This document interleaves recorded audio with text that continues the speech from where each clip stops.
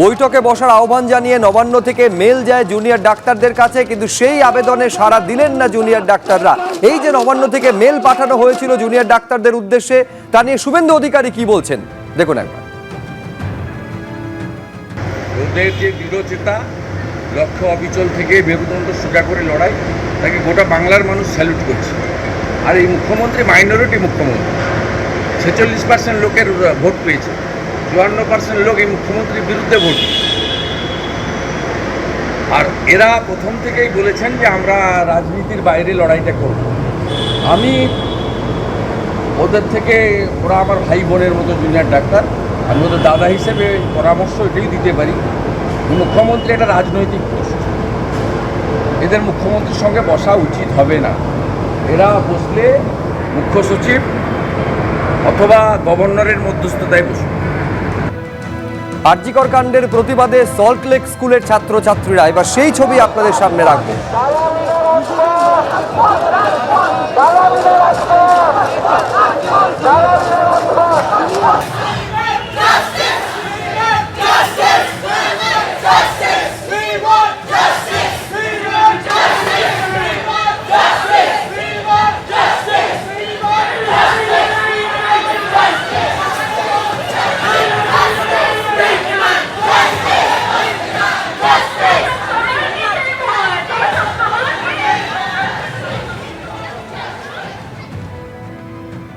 আরজিকর কাণ্ডের প্রতিবাদে স্কুলের ছাত্রছাত্রী থেকে সাধারণ মানুষ প্রত্যেকেই পথে নামছেন। একই সঙ্গে ফের পথে নামল কংগ্রেস।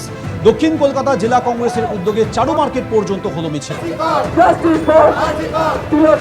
তোমার কোনো ভয় নাই, রাজপথ ছাড়ি নাই, তিলোত্তমা ভয় নাই।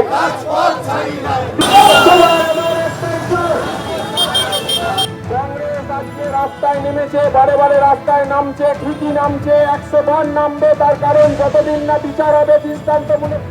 মুখ্যমন্ত্রী বারবার করে ডাক্তারবাবুদের আন্দোলন বন্ধ করতে বলছে, জনসাধারণকে উৎসবে ফিরে আসতে বলছে। আজকে তিলোত্তমা একটা ঘরের মেয়ে নয়, এখন পশ্চিমবাংলার প্রতিটা মানুষের ঘরের মেয়ে হয়ে গেছে। সুতরাং মেয়ে যখন মারা যায় বাড়িতে শোক পালন হয়, উৎসব হয় না। তিলোত্তমার বিচারের দাবিতে আন্দোলনের মতো হবে। মাননীয় মুখ্যমন্ত্রীকে বলবো, সন্দীপ সিন্ডিকেটের ব্যাপারে আপনারা কি জানতেন এটা বলুন। উৎসব পরে হবে, আগে লড়াই হবে। যে অন্যায়, যে সংগঠিত অপরাধ, খুন, ধর্ষণ কর্মরত একজন মহিলা ডাক্তারের ওপরে হয়েছে, আমাদের বাড়ির বোন, আপনারা উৎসবের কথা বলছেন, হাস্যস্কর। আমরা বারবার করে বলছি, যতক্ষণ না দৃষ্টান্তমূলক শাস্তি হবে, যারা যারা অপরাধী ধরা পড়বে, কংগ্রেসের লড়াই রাস্তায় দাঁড়িয়ে প্রত্যেক দিন হবে।